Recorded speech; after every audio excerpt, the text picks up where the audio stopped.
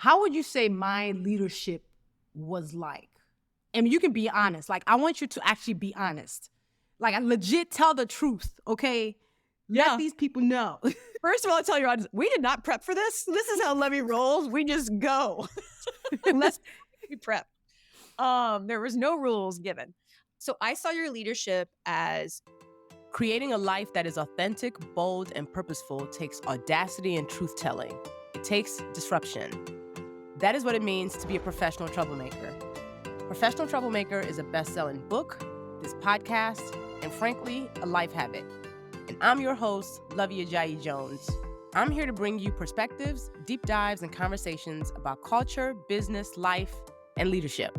And welcome to Season 5, which I'm really excited about. This season is dedicated to the glory and grit of entrepreneurship.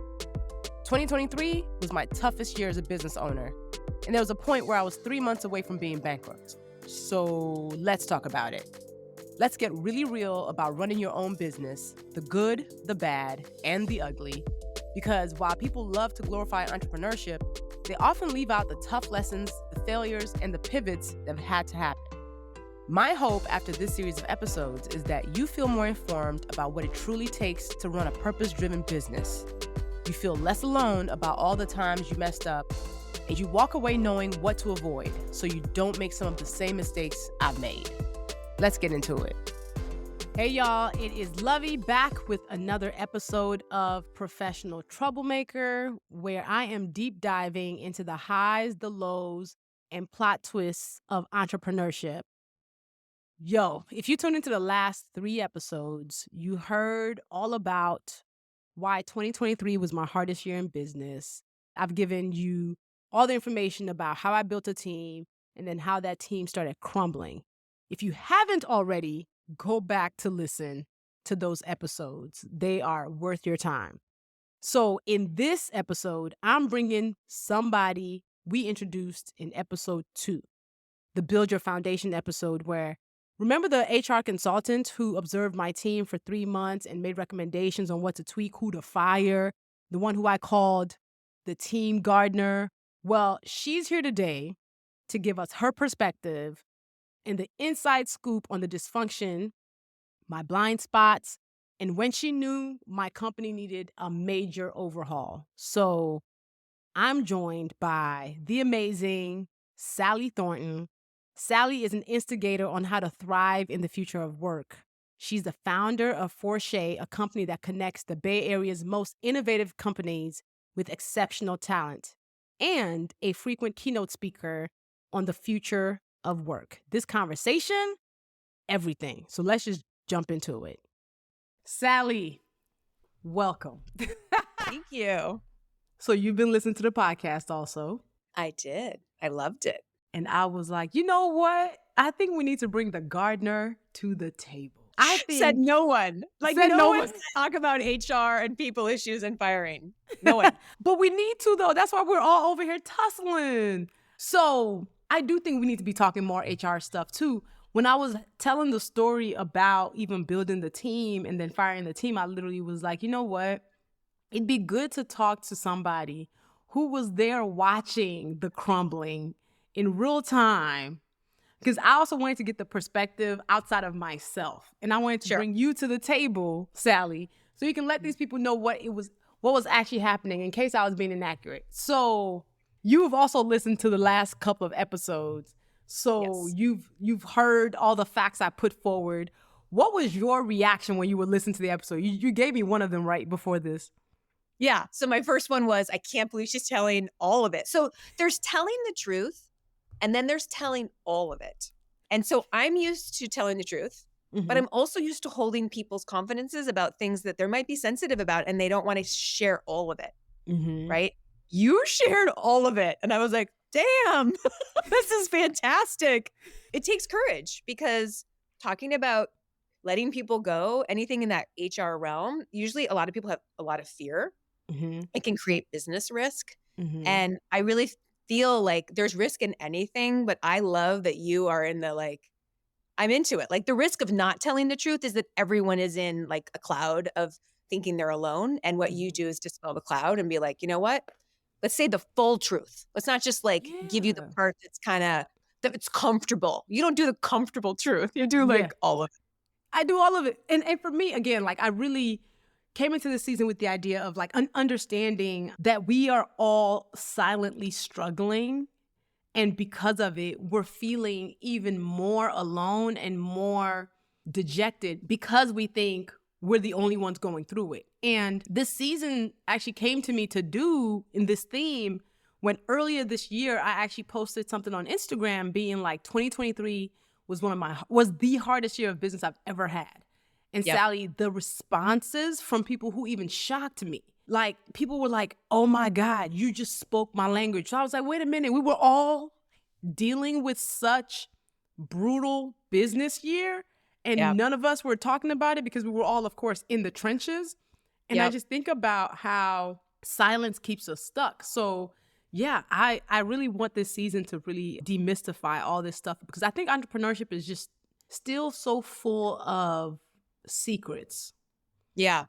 Well, and then there's this interesting part of business of some companies are ahead, meaning they get the beginning of the falling of the knife. So when the economy starts to shift, certain companies, and mine's one of them, which is like painful, we feel it first because people contract on hiring, let go of their consultants or contractors, don't give a shit about teamwork or anything around what I try to do. Like the gardening work that I do, no one cares about, you know? So I started to feel it before our offsite. So when we had that amazing offsite, first of all, it was fantastic. Right. And the team was like ready to go. And I remember turning, Martin, our finance person. Okay, you remember names better than that. I remember turning and being like, how do we know we're going to hit these numbers? Because my business is going down. And I know I'm a leading indicator in professional services of like other things. And he was like, Luvvie, you're just getting to know her, like force of nature. And I'm like, cool. So tell us more about what you do, Sally. Like I basically described you as an HR expert and consultant, but you break down what your company actually does and what your expertise is. Thank you. I'm weird, so it's hard to explain. But essentially, what I try to do is make work better. And the way in which I try to do that is either teams don't have enough people, so we need to hire them. So who do we hire? Matters. So for my team, by the way, a diverse hire is a man. But for other teams, most other teams, it's not that. So I try to look and say, from a team perspective, who needs to be hired and how do we do that in the most cost-effective, high-quality way? Easygoing. And then that can be both direct hire, what people are used to, what they call executive search, or it can be interim, which is like companies who are like, hey, we don't know what we need for very long, but can you for 3 to 6 months give us a high quality marketing, HR, finance person, anything kind of like the ops. So basically I'm trying to load balance work so people have decent lives. Like my get up and get excited about the world is I want to help people not be overworked. And as part of that, what I learned was all the stuff around team dynamics. Yes. And so I spent some time at Stanford and I learned a lot about all of the science of work because I was seeing how it played out from the art side, but I wanted to understand underneath it. So I'm kind of a curious journey human who hangs out with really smart people, and I'm a Midwesterner, so I think I'm just slightly above average. I surround myself with genius people and I start to see, these are the patterns of how teams do their best work. Individually and collectively. So that's kind of what I look at, the neuroscience and behavioral science of work. Individually, because we have our own stuff, and then collectively on teams. And then I'm just up to working with good people. So I work with big companies that everyone's heard of in the tech sector because I'm from San Francisco, or small startups where anyone is basically, my job is no asshole rule. Like as long as I'm working with someone who's, doing good in the world, I'm in. I'll help the garden grow. So how I found you was I was having my monthly conversation with my friend and mentor, Lisa Stone. Me and Lisa, we've known each other for 14 years and we share a birthday. Okay. So like, that's the homie. Like me and Lisa, January 5th, that's my Capricorn homie. We met on a dance floor at Blog Her. Okay. And I didn't even know she was the founder of Blog Her when we met. We were just jamming on a dance floor.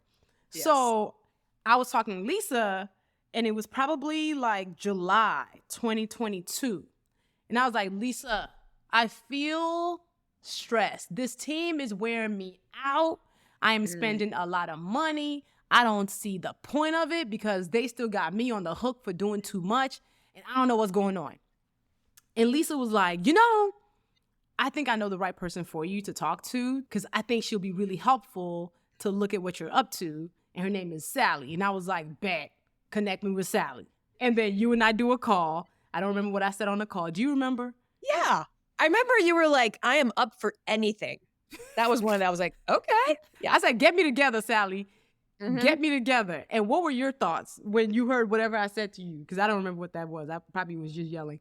I didn't have any. So I have to say one of my strengths is I don't have preconceived, I didn't have any answers. I was just like, I got to explore it. I got to see what's going on to have a point of view.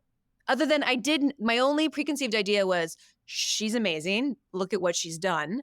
And so even though I guess the only thing I look for is, are you both really wise in terms of being incredibly good at one thing, but also really humble and able to embrace the fact that you don't know some things? That's the first thing I looked for. And you had that.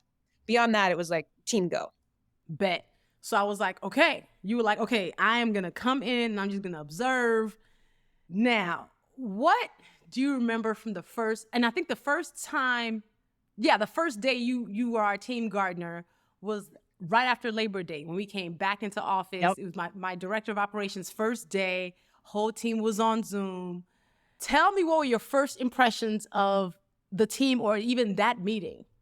I remember a lot of earnestness. Your team was like, we want to deliver, but we're really not sure. They felt like they weren't clear on their own priorities.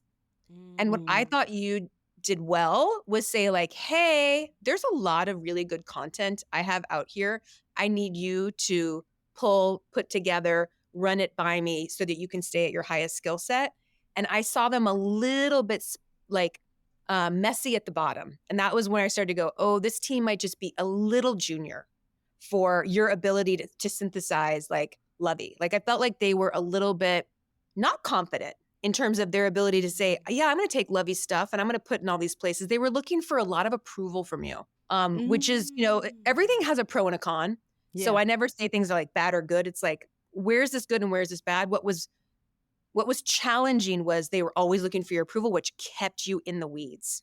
Yes. So we added you so you were on a Zoom call. We added you to our Slack, to our WhatsApp, and to our Basecamp.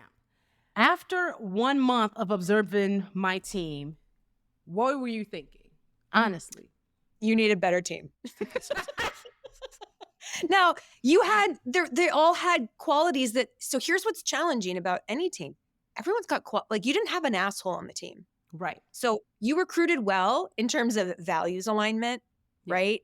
Intention, all that stuff, but they didn't all have the same skills and they didn't know how to communicate with each other well. So then you were playing a little bit of all right, let me make it clear for you. You were like a water purifier and I wanted them to be able to solve problems without you. That was my first goal was to okay, how can Luvvie be in fewer meetings and the team figure out the things amongst themselves? And that was, I think, the biggest struggle was some of them were just a little too junior. How would you say my leadership was like? I mean, you can be honest. I want you to actually be honest. I legit tell the truth, okay? Let these people know. First of all, I'll tell you, we did not prep for this. This is how Luvvie rolls. We just go. Unless we prep. There was no rules given. So I saw your leadership as energetic, inspiring. What else? I felt like your point of view was very clear. Okay. So where you had clarity at the upper level, they didn't have clarity on how to operationalize it. And then sometimes because you had so many good things, there was well, should we sunset this? And what about this? And I would say the biggest challenge we had, which I tried to help with, is the prioritization based on ROI. So if the prioritization is based on your heart and I want to be in relationship with these people from different communities, we needed to talk about that. And then if the prioritization is up-leveling your financials so that you're not always doing the work, but work can happen without you, then it's a matter of, are we actually looking at the ROI of, each thing that you're launching? And that the team wasn't really good at that. And that's why we needed Martin to come in, We needed some other sort of financial analysis to be able to say, how do we put our values in clear prioritization that also has a financial, clear path? Yeah. Correct. And one of the things you and I talked about in terms of even this leadership of it all. So to the point of when you came in and I said, Sally, I need you to let me know what I need to do different. Yeah. Did you find anything that I needed to do different in dealing with the team as it was at that time? Yeah. I don't think it was behavior. It wasn't behavior. It was prioritization. And prioritization. And there was always something waiting, Luvvie. Remember how I was like, we're going to do a bonus plan. Yeah. So that they feel clear and they don't need to ask you the priorities. Like one of the things we were trying to do is get you away from being like, this is the number one priority. Oh, wait, this new thing came in. Because if we have a clear pro forma that says, here are the different lines of revenue, here are the costs associated with them, they can make their own decisions on priorities. Because they can look and say, we should be spending more time on A than B, right? Right. And then we were going to have a bonus plan against that. But we were waiting for, it was kind of like we were waiting for Martin. We were waiting for the other person to do the handoff. Like that was the hardest. That was like some chunky changes. So again, you talked about wanting to promote me to CEO because again, I was in the weeds constantly. One of the things that I remember you did within the first month was you trying to determine between my chief of staff and my director of operations, right? What that shared leadership looked like. Because at that point, they were considered my leads. Yep. And one of the first things you had for me, because again, I was so integral to the business that I was in everything. And I'm making decisions about this and I'm dictating this.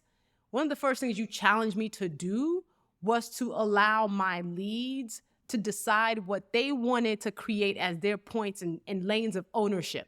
Like, right? Like the line of demarcation between director of operations and chief of staff. At one point I was trying to figure it out and you were like, just let them figure it out themselves. Yes, exactly. And get back to you on it. And I was like, okay. And I let them have it. Mm-hmm. I don't know how that went. I mean, there were pros and there were cons, right? Like there were times that they did it and there were times that they got jammed. Yeah. And all of this in context to a market where the revenue was falling. Mm-hmm. So I think, I always think about context too. Like when things are going up, and there's just an ATM that's just flowing. Correct. All this just, any little grind in the gears is like, it's fine. Like you'll work it out. But when the grind is coming down, when revenue's coming down and you have team dynamic issues, I think it's always a little harder, right? And that was where I was like, I'm not sure if they aren't feeling that abundance because they don't either have a clear path to like where the profits were. And also you were doing a lot of changes, Luvvie. That might be the only thing now as I'm thinking out loud. You had a lot of things in transition. You were sunsetting things and you were wanting to launch new things. And there's technology platforms behind that. We had just sunsetted Love Nation. Yes. Yes. We were ending and sunsetting that platform that we'd had for 2.5 years at the end of 2022. And then we were getting ready for the launch of Little Troublemaker in the middle of 2023. Yep. But check this out, though. The sunsetting of Love Nation was months in the making because I was like, this team can't manage a community. So sunset it, kill it to take it off our plate. So yes, there was definitely a lot of change. We were hiring new people, sunsetting the platform, about to launch a new book. Yep. And then we changed your finance person. Did we? Oh, snap. Yep. I forgot that part. We did change a finance. Oh, I forgot that part. Yeah. We changed our bookkeeper. Yeah. I know. I remember actually feeling kind of good about this because as a white woman, I was like, I'm not coming in and just firing people who don't have my lack of. And so I was like, the first person I fired was white. This is facts. This is facts. The first person you fired was our bookkeeper. Oh my God, I completely forgotten that part. Oh my God. You surely did come in and was like, yeah, the book, because you asked for a financial report and she did not give you the right one. You were like, what is this? Yeah. I mean, I don't know any entrepreneur who doesn't have, you did not have any true support, Luvvie, on the financial side. Like, the fact that you weren't working off a pro forma that was really clear, it was mostly cash. For those of you in the audience who are like, what? It was just a cash-based forecast for 3 months. Like, you didn't have the right support. So again, where your brilliance is in writing, but you didn't have the right business people around you yet. Yes. And here's the problem. So in getting the right business people in the place, I had found, it was like I had piecemeal people together through word of mouth. I did some executive searching, right? But the bookkeeper particularly, who was managing my books at that point, literally was looking for my leadership. And one of the things I am very clear about is what I'm not good at and what I am not comfortable. So I used to be like, yo, why am I dictating finances? I remember you saying that. Yes, you did I say was that. like, why am I dictating financial reports when this is not where I play? I don't know. You're supposed to tell me what the reports I should be reading are. So when you ask for that, oh my God, I totally forgot that. You are right. You actually, we fired 5 people by the end of that year, actually. Yeah. We let go of the old bookkeeper, the content coordinator. We let go of the person who was managing Love Nation, because that person was on a project basis. This was end of 2022, not even 2023 yet, right? When the real crumbling started, okay? Wow, I had forgotten that part. Okay. I think for the entrepreneurs, that would be like just a thing for all of us to know is there's the like what you're awesome at, and then what you want to complement yourself with. And it has to start with financials, because in order to keep you at your highest skill set, you have to have someone who can help you see your numbers and figure out where you want to grow and what's the best use of your time. That one, you just, we hadn't had the conversation before. And when I was asking about this and you were like, I don't even know what you're talking about, I was like, motherfucker, like this is not good. Sally is the one coming on the show, cussing and letting us have it. I love it for us.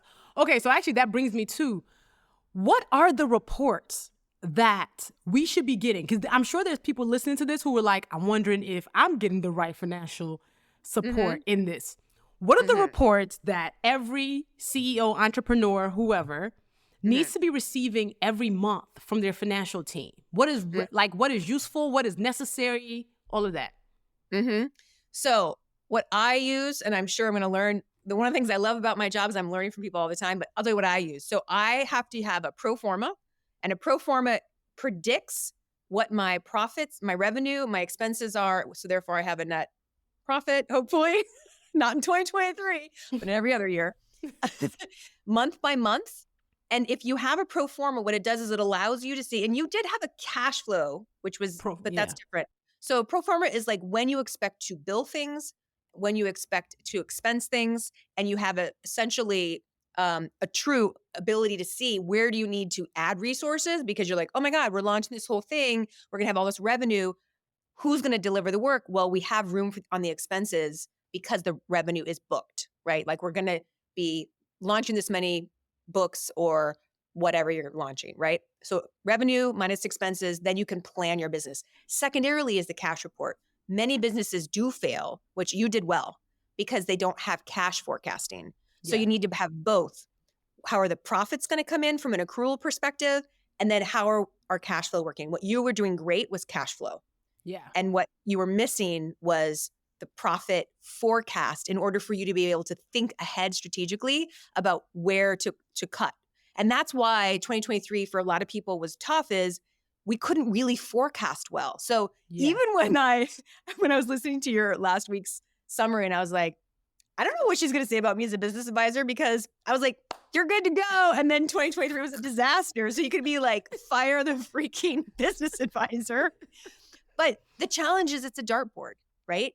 Like so I've been in business for 15 plus years. And every year I'm like, I'm not sure what it's going to be. I have like a number, but what the best way to do is to have like a goal, like, okay, I would like to grow by X%, but then to break it down into more manageable numbers, and then to track and be like, is this real? Right? So I can only really genuinely forecast in my business, I'm in professional services, like 3 to 6 months. Beyond that, I have no idea. That cash flow document saved my ass. Yeah. That cash flow document that I had, because I have this document that I've had for the last 5 years that I've made sure no matter who I work on the finances, that I always know where if I don't book one more business, if I don't bring in one more dollar, where I'll be in 13 weeks on cash. Because here's the thing is, even though my business is somewhat on an accrual basis, I always want to know where my cash is going to be, right? That 13-week cash flow Excel spreadsheet saved my life because I remember it's what alerted me to the fact that, oh snap, because in the absence of any other like stronger financial report, that is what alerted me to you are about to be in the red in 3 months.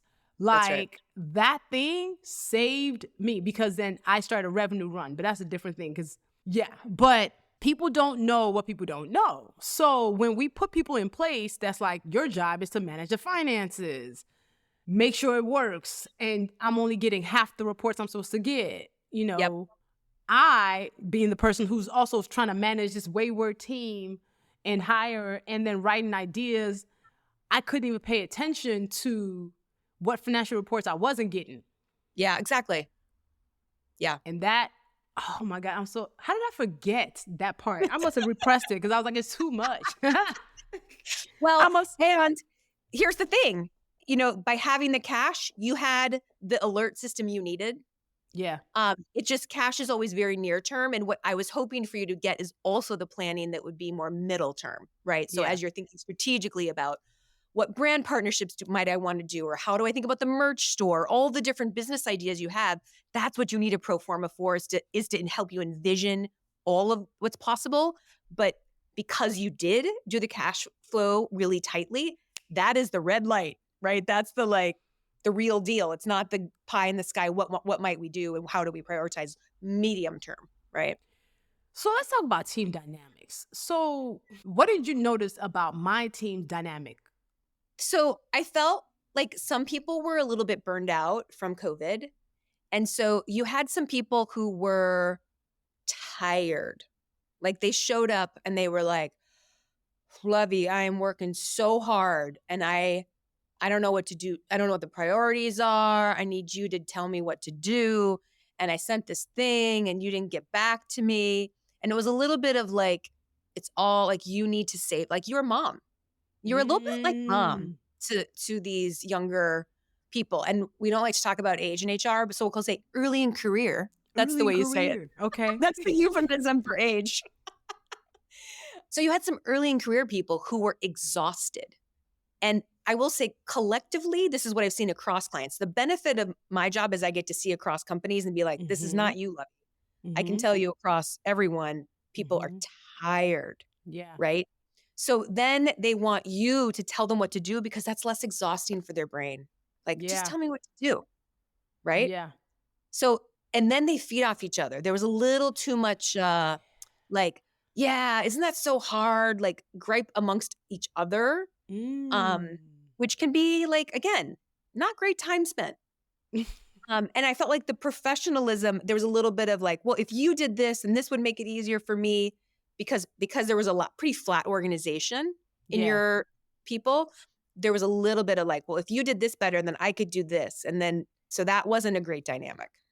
Yeah. So I'm so glad you brought that whole idea of mom because I felt like I was babysitting. Like I felt like I couldn't be a boss because I was babysitting.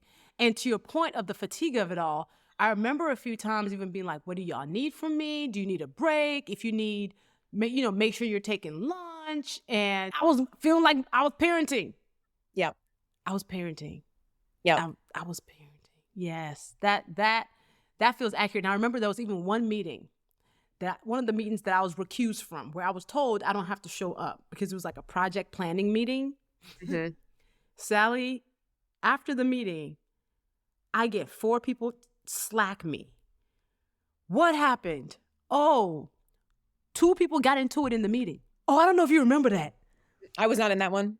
2 people got into it in the meeting where everybody slacked me afterwards being like, that was so bad because they butted heads. Yeah. And I now had to have individual conversations with each. I had to rewatch the meeting video. One of them was trying to remember that? One of them, I'm not going to say no name, but one of them was trying to get the other one to finish a project. The other one felt like, you're not the boss of me, so how dare you give me a deadline? And then the other person comes to me and is like, I was like, why am I mediating? Yeah. Like, it felt like two siblings bumping heads. And here I go having to be like, and then another meeting, somebody cried. And I go, what happened? Why did she cry? What were y'all talking about? Oh, we were just talking about the project plan. She cried over a project plan? Yeah, she just got off Zoom. And next thing we know, she's sniffing. I was like, oh my God. Yeah. All this, but I'm like, bro. Yeah. Yeah. Well, and going back to like, that's one where you're not alone. So like, that's what I liked being able to tell you was like, this isn't a Luvvie thing. This is like a workforce exhaustion from COVID thing. And how do we solve for it? Like, what are the ways in which we create structure where they can figure it out themselves? Again, that's where I wanted you to go from a JV team to a varsity team, was like, the varsity people are also tired, but they have more skills in being able to solve conflict themselves and not also step into conflict. Typically, right? Like, typically speaking, when you've played in a few different games, right? Let's go with that analogy. You've got ability to be like, this isn't going to go well, so I'm not going to stir it up. This is just going to cause more angst.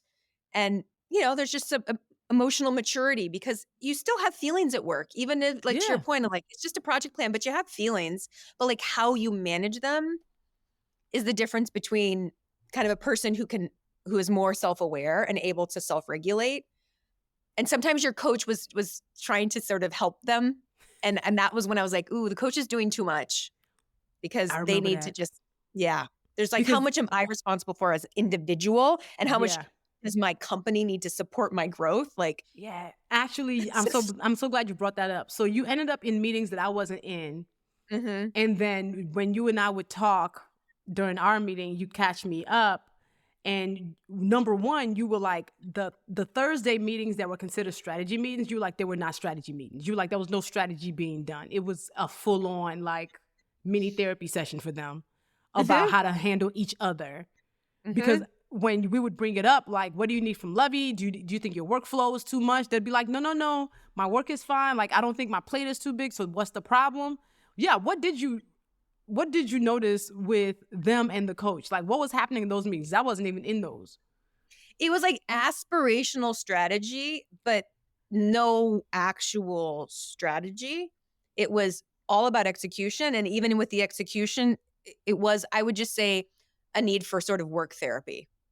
Right. and to be clear, like, I've worked with one large company that has very mature varsity players, like, like a name brand, and they need work therapy. So I'm not against the fact that people need support and place to be heard. Like, and I'm there for it. Like, I actually like to help people, but it's sort of like, it shouldn't be every session, every person on the team. Like, that was where I was like, it's not just a few people need support for a period of time. It felt like it became normal. What was their main hang up? Like, what was their thing that just kept on coming up for them in those meetings or whatever? They wanted to be told what to do, which to me felt like a lack of priorities. Like, they didn't really know what they should do first, second, third. And so they just wanted someone to tell them. So do you remember, I don't know if you remember at that time. So we used to have a practice called Top Threes. Yes. So we had a practice called Top Threes where every day, because after people didn't know priorities, because that was a problem for a bit, right? Yep. My executive coach was like, okay, how about this? Let's put this in place. Every morning, people come in and put top threes in Slack, as in the 3 things that come hell or high water, you would accomplish that day. Just so everybody will see each other's top threes. Everybody can see whether they're aligned. Yes. And then any type of shifts that needed to be made can be made. So that's how top threes came to be. So we would all come in there in the morning. Hey, these are my 3 things. I think we were still doing top threes at that point. You were. But let me this is actually, we didn't get into this. I would love to hear. So when I came in, that had sort of run its course, and it was starting to kind of like not be updated regularly. And I never got to hear, like, did it have like a beautiful period and then it stopped having a beautiful period from your perspective? Okay, so, and giving y'all all context, these are all systems and processes that we were putting in place to respond to any time the team was not working properly, right? So anything that you saw, any system that existed, literally was built because to solve a problem. Yeah. So to your point of the prioritization of them being confused, because again, a lot of times we might have 4 projects happening, right? So how do you know what you're going to do that day? How do you know what you're going to do that week? We have weekly meetings on Mondays. And on the Monday meetings, we talk about what has to be accomplished that week. Week, not that month. The only time we talk about that month is the first meeting of the month. So my coach recommended top 3s just to have purview and for everybody to be clear. Team is a verb. Everything that we're all doing is collaborative. So we should all know what everybody's working on. So we did top 3s for a long time. Yeah. And then it was not supposed to be a permanent solution because honestly, why? Why should we have to do that every day? But we were like, we'll do it until we realize the team can move and coast, right? Can understand and feel their flow. Yes. So what you saw was my executive coach trying to promote the team itself. Like basically trying to be like, all right, we've done top 3s for a while. Y'all are used to it. We don't have to trust yourself, move forward. The moment we stop doing top 3s, foolishness. The moment top 3 stopped because we wanted to just give you one less thing to do a day. Yeah. All of a sudden they're confused. I don't know what to do today. Meanwhile, mind you, our Monday meetings talk about what has to be accomplished for the week. Why are y'all confused by Thursday? What needs to be done? I wouldn't even understand what happened between Monday and Thursday and why all of a sudden Thursday came and they're like, tell me what else to do. And I'm like, but we already did that on Monday though. Yeah. That's how I started getting driven crazy because I'd come in meetings with you, Sally, on Thursday and I'd be like, Sally, I don't know whether I'm the drama. Have you seen me? I'd be like, have I done anything crazy? Have you seen me post anything crazy in WhatsApp? Have I confused them this week? Have I created any chaos? Because if I have, please let me know. Because I used to be so confused about the lack of productivity. Yeah. I used to be so confused because I'd be like, did I add something to the mix that was not part of our plan? Right. Because what am I missing if they're confused by Thursday? That's why I came up with the conclusion of JV versus varsity. Because I was like, you're clear. I'm clear. And back to my Midwestern, I'm slightly above average. And I get it. So I was not understanding. So when we started firing and after we did our strategy session, so let's talk about the strategy day, which we all came to Chicago. We sat down for 8 hours. We talked about 2023. We had clear alignment on how. We had clear alignment on the purposes. How did you feel that night after we finished? Oh my God. It was an 11. It was such a fantastic day. Everyone was aligned. The energy was off the charts. So what the hell happened? Shit. Yeah, but this honestly, Luvvie, this is where I go I think you had a great plan and then things are way outside your control in 2023, right? Things aren't coming in. And I think what I observed, but again, I wasn't in all your meetings after then because I was like, you're good, girl. I'm not invoicing you. And then, but I didn't know economy was going to continue. I'm not an economist to be able to forecast that. But the lack of the ability of some of your partners that were bringing in more of the revenue, they didn't seem to really have a plan. This is, I think, part of the challenge of a brand where you are sparkly, amazing, and things come in. And yet in a down year, you have to have a plan to go out and be get the revenue, right? But see, what's interesting is, okay, so we started firing people in 2022. Yeah. Well, those we're going to see.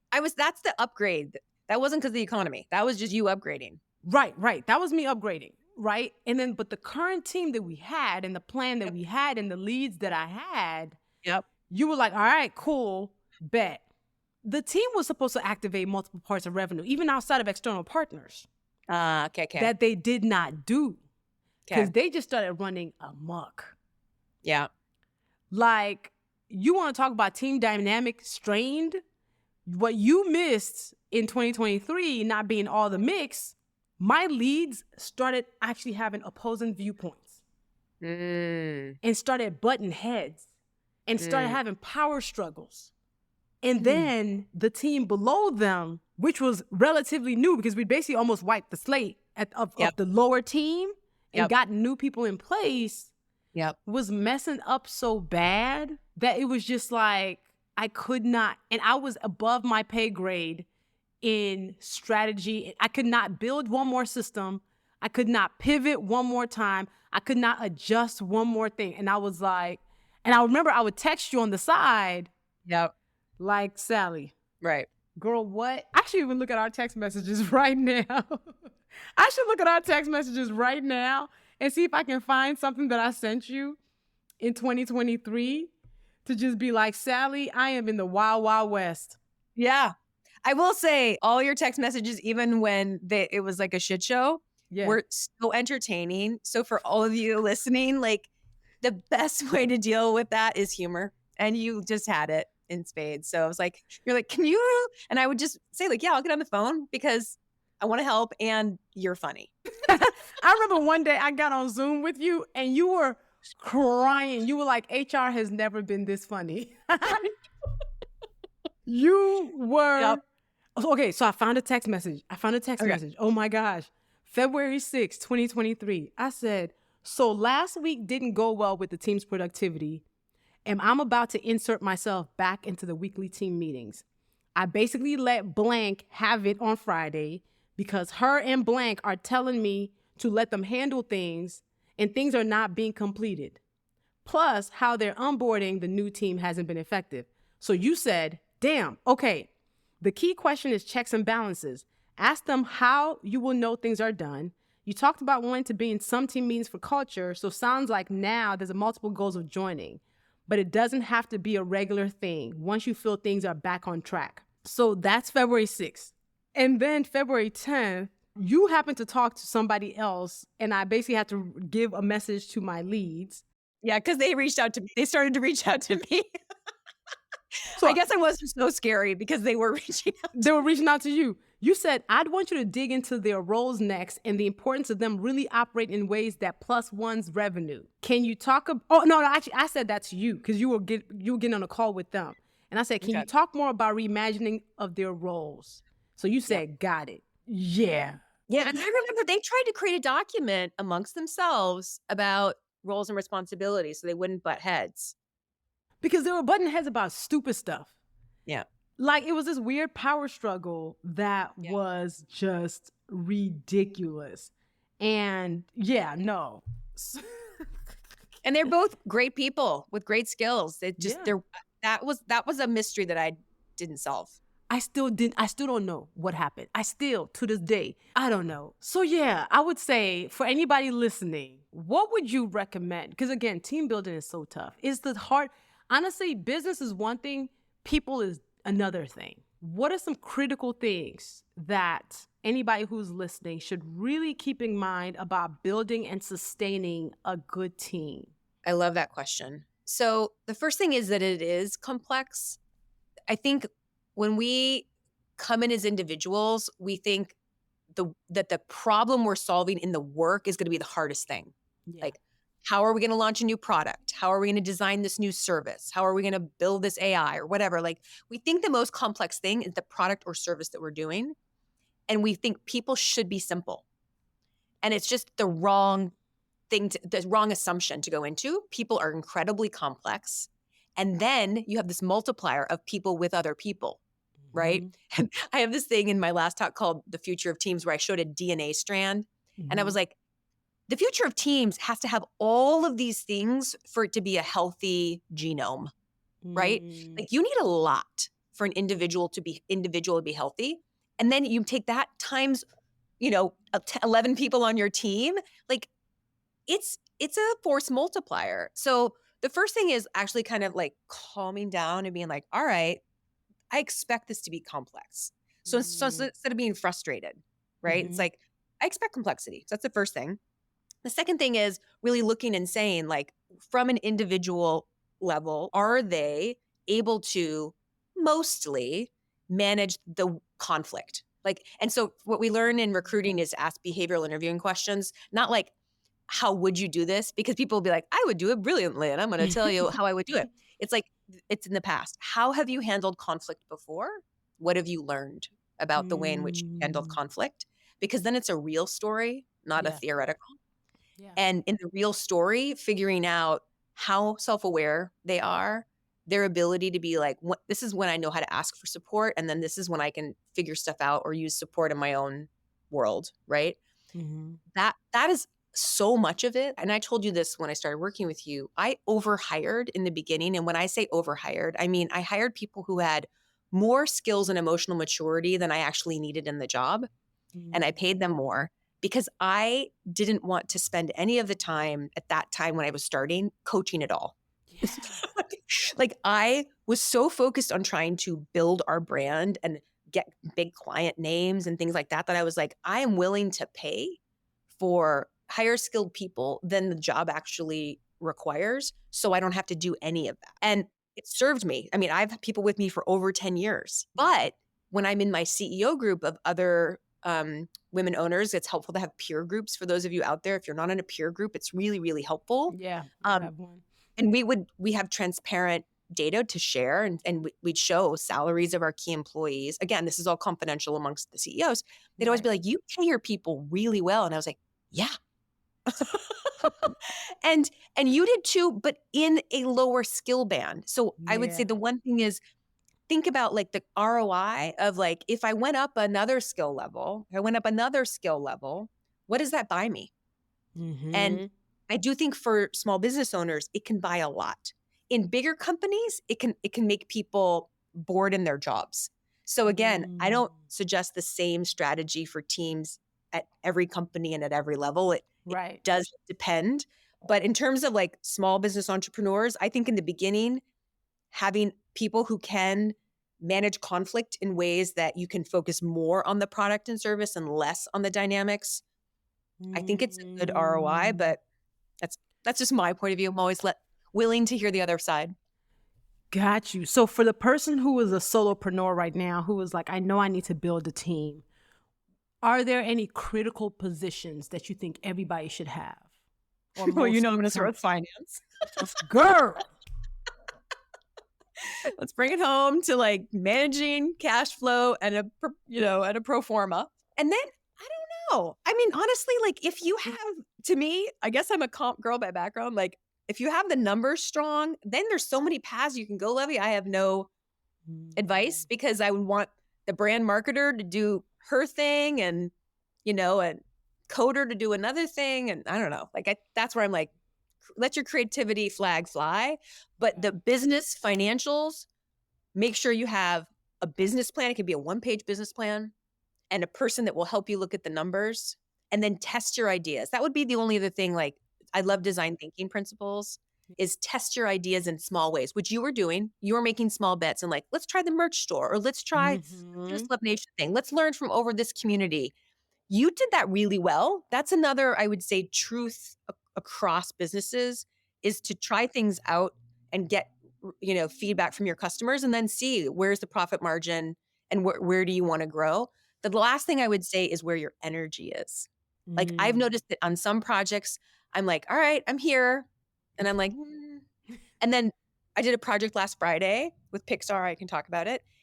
I left there like I'd had 15 cappuccinos. I was just like, this is my work, right? And if you follow your energy, inevitably beautiful things bloom. If you follow your energy, inevitably beautiful things bloom. That's the one. And I actually started, so one of the beautiful things that happened once the whole team crumbled is I just started following my energy because I was like, I have nothing to lose now.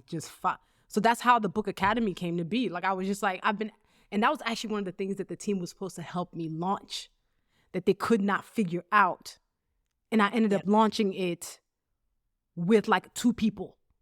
Yeah. 7 people couldn't figure it out, but I ended up launching it with 2 people, one of them part-time. So to your point of following your energy, being an actual business strategy that is helpful, yes, please. Well, okay. And then I'm going to plus one what you just said, which is sometimes smaller teams are better. So in the beginning, when I first started, I hired a bunch of part-time working moms because I was like, these women know how to get stuff done in the 4 hours that they have. Okay, they were all amazing, but the coordination cost of having like 10 part-time people, even though they're all great, the coordination cost is real versus smaller SWAT team working full-time. I can still be flex and I love my working moms and they will figure it out. but having fewer people, less coordination time. You're not wrong. You're actually not wrong. Because there was a point where my team got to the point where we were doing, to write one deck, it would take 6 people. And I'd be like, but how? Like, it was only one person on this. And then by the time it get edited, 6, 7 people have touched it. Meanwhile, lean and mean, only 2 people can touch it most. So yeah, I think that's a really good point, is in the growth, in the scaling stage, bigger is not always better. No. And there is something about creativity. So if you take your 7 people who are all touching the deck, they all have a different creative lens. Mm-hmm. And so, that's beautiful, but it can also just take longer, versus like, I have a strong point of view. I want to hear a couple different points of view but like, let's go, let's launch, right? Like, it's not a perfectionist. It's, Tell us what you're seeing now with the companies that you're working with the teams that you're working with. What are the patterns? And is there anything that we all need to know? Yeah. I mean, I will say the patterns are getting better in terms of like people being more open and transparent, people saying when they need support. So I will say, like, in the past, like more than, pre-COVID, no one talked about like what their needs were in terms of well-being. Like, your team was very inspired to be like, I'm tired. Ugh. And that can be good because then people aren't posing. And I don't like when people pretend, because if you're dealing with pretend, like, that's just, let's just keep it real. Like, let's deal with the facts. So the trends are that people being honest. The challenge, obviously, is how to manage that. So how do you support teams in a way that you're essentially managing tensions? That's probably the framework I'd love for people to walk away with, is like, they're healthy tensions of like, how much can I openly share and ask for support? How much do I need to figure shit out myself because I'm an adult, right? And how do we just dance in that and be able to openly ask and be able to navigate it in a way that we know it's going to be messy. But if we're honest and we're considering ourselves curious and learners, it'll be fine. And then just continue to surround yourself with people who have the right mindset, because you cannot train that in my past as much as you can train them to do beautiful brand. But if they have that mindset, that curious, the open, the decent EQ, their ability to engage in those conversations, it's going to be great. And you're going to have, this is what I want for everyone. I want everyone to say, this is the best work of my life. Not like, oh, remember the good old days? Luvvie, remember that first book when you launched it? Like, that was just like the lit tea, right? Like, no, right now, create the work that's like, this is the best work we've ever done with the best team. It's totally possible. Just consider yourself more of a chemist, right? As a leader. Experimenting, throwing some things in the mix. That's right. Some things won't work, some will. Learning from all of it. Because that is one thing I did, is I've learned more about people in this last couple of years than I probably wanted to know. And Gen Z low-key scares me. They've traumatized me at this point, but that's a different story. You're back. I'm back. But yes, no, Sally, this is so good. I think this is going to bless so many people. I just wanted y'all to see and hear from the team gardener who was in the mix for all the chaos. I tried. That's it. Everything's an experiment. It was fun. Like, back to like, even obviously firing people isn't fun, but like engaging in things that matter with people who are lovely, we will all figure it out. It was a joy. I will work with you anytime, any day. Yes. Same. You're amazing. And yeah, no, this has been awesome. Thank you for being a part of Awe Luv Media and our journey in this critical moment that I really think unfolded as it should have, because I think the lessons are so great, and the transformation and what it really taught me, like in the crumbling of my company, I actually had to ask myself what I really wanted to spend my energy on. There you go. What was worthy of my time. And also, one of the things that we forget to do when life is happening to us is we forget we have a choice. Yeah. So it really kind of was like, I feel like God like threw a little like stick at me and was like, hey, pay attention. I literally feel like God was like, I'm about to throw this at you because you're not paying attention to me. And I was like, okay, I'm paying attention. You're right. I'm right. I'm here. I'm here. I'm here. So I received the blessing of the crumbling, Yes. and the company that I am building now is way more intentional, way more focused. And you played a huge part in that. Oh, thank you. Well, we'll continue to follow our energy. We will continue to follow our energy. Sally, you're amazing. More to come. Thank you. Mwah. Wait. Before you go, my producer Tish is coming on because she has questions. She's been listening in and she has questions for me and Sally about more of how I handled that moment as a human who had to show up in other areas of her life. So listen to this next 10 minutes. It's really good. No, say this again, Tish, because you have a good question here. Okay. So, producer here listening in on this conversation, I was saying that Luvvie was so high level with all of this in her past episodes, and now we're getting like we're getting the deep down, the personalities, at play, the power struggles, the tired and fatigue, and all of this. So I was saying, like, so meanwhile, you still had a human every day and like show up because you're a public person, so you're giving us stuff, your audience stuff, you're giving your family, friends. So I was just wondering, like, how did you do that? Listen, I'm over here trying to be a CEO to a crumbling company while trying to be a wife, a daughter, a sister. Let me tell you, the struggle was real. The struggle was, so nobody realized on social media nothing was happening, right? Like I didn't miss a beat publicly, which is one of the things that people have said to me when I even talked about how hard 2023 was. Folks was like, yo, you didn't miss a beat. Like, you kept it going. Can I say, you said, how did I do it? Oh, that's a good question. Because even I'm trying to figure out how I did it. It'd be like, I'd get off a meeting where they just melted in the meeting. And I'm just like, what just happened? And I would post something or some perspective that I had about something different. It was like I was compartmentalizing my moments. Like I had to, but then after my workday would end, I would go sit on the couch and I just sit there for like 30 minutes, just like catching my breath, like just being like, I hate people. I hate everybody. I want nobody to speak to me. And that's kind of how my days functioned. I don't know. I don't even know how I did it. Well, I mean, Sally, what do you see just in your work when you're dealing with a public persona, a public brand, personal brand, also a businesswoman? And so they're dealing with like she says, the crumbling of her business, but she's still a public personal brand that she's got to show up for. How are you helping them do both? So I'm weird. I actually think more of the transparency is the right path. It's more of the Brené Brown approach. So I think the reality is all leaders are going through shit. I mean, you remember, Luvvie, I showed up and I was like, hey, my dad just got diagnosed with stage 4. Yeah. I have months left with him. Yeah. And you were there for me. And I was like sad, right? Yeah. And I had stuff going on with my daughter and you were like, I get it. And so we had to check in as humans, and then we could get to the work and the funny and the like wholeness bringing back.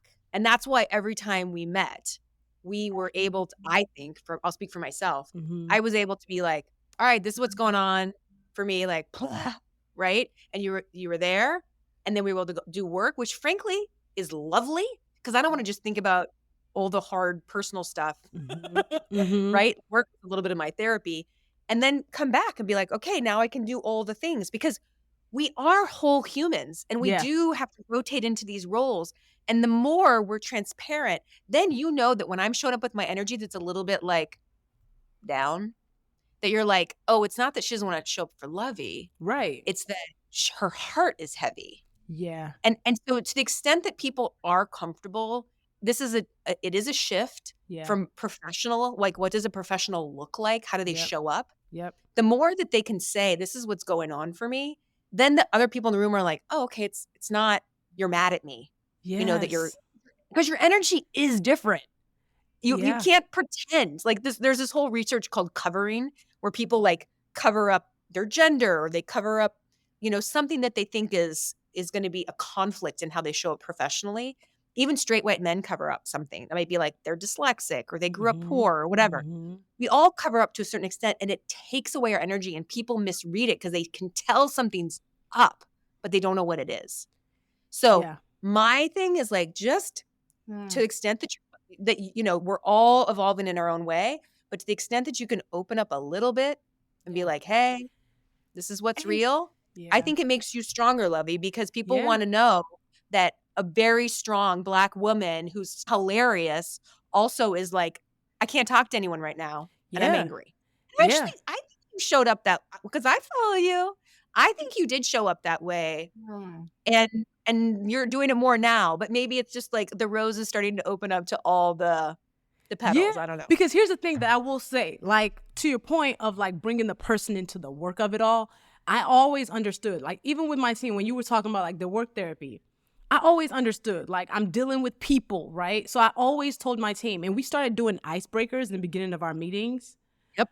to one, bring the human in the room so we're not just jumping straight into work. So everybody had a chance to be heard. But I remember one day, I don't know what they did that was just like a hot mess. I called a meeting, and when I get upset, I don't yell. People probably assume when I get upset, I externalize. I actually internalize whenever I get mad. So I like really brood. Like you could feel the gray clouds, the storm clouds over me, but I will say nothing. I will probably more whisper when I'm pissed than anything.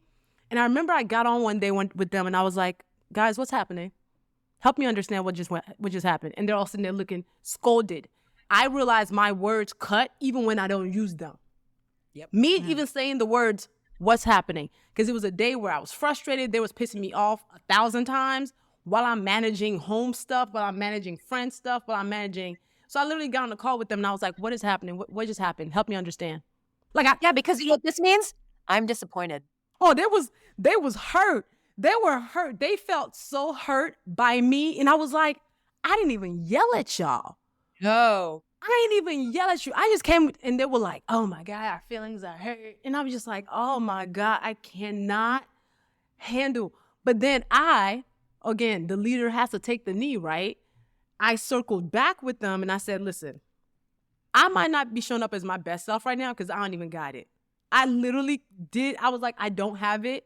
I was like, my nerves are short. I'm managing a lot right now. So I probably did not come at y'all in the way that you would have loved the most. I apologize for that, but I'm also human in this. Like I've had multiple moments where I have taken the knee to my team just to also let them know that like in making an apology and making a mistake, you're not showing weakness. I actually modeled and I made sure, because during that time I was also very clear that I had to model who I wanted them to be. So I modeled that. And that also is why it made it even extra frustrating. Because I was like, I think I did the right things. I think I did the right thing. Yeah. Okay, this is my final question. This is As good I- though. I was listening. So, Luvvie, do you think that because you weren't public while it was, you weren't transparent with your audience while it was happening, right? You were compartmentalizing everything, right? In some ways, in what you're doing now, do you feel like it's bringing perspective or healing, or like, is it closing a chapter, or what is it doing for you now to open up and tell it? I mean, you're telling everyone you almost went bankrupt, you fired people, right? So like now you're coming out with it after the fact. I wonder how this is helping you process what happened. So I couldn't talk about it while it was happening because I was too close to it. And I wouldn't have been able to talk about it as candidly because the characters were still in the company, right? Yep. And again, because I was so close to it, I was right here. I could not even talk about it because I felt like I was in survival, like acute survival mode. It was like every day was giving me just enough energy to make it to the next day. So I was like, I don't even have time to talk about, nope. Now in talking about it, which I'm still processing because even at the end of 2023, I was still dealing with fallout. So when I fired the team by the end of June 2023, I was still dealing with fallout. Heck, I feel like I'm still dealing with some fallout, but there was like acute fallout for like 6 months where I was still finding mistakes, paying for invoices that weren't being paid for. So now in doing it, I do think, one, it's going to close a chapter. But I also think I'm away from it a little bit and have been reflecting on it enough to where I can look at some of it objectively, right? It's like I'm watching myself as a character in a story now. Like, I'm like, this is the story that's unfolding in my brain. Like, oh, okay, then this happened. But I'm like repressing characters because heck, I repress a whole bookkeeper. So,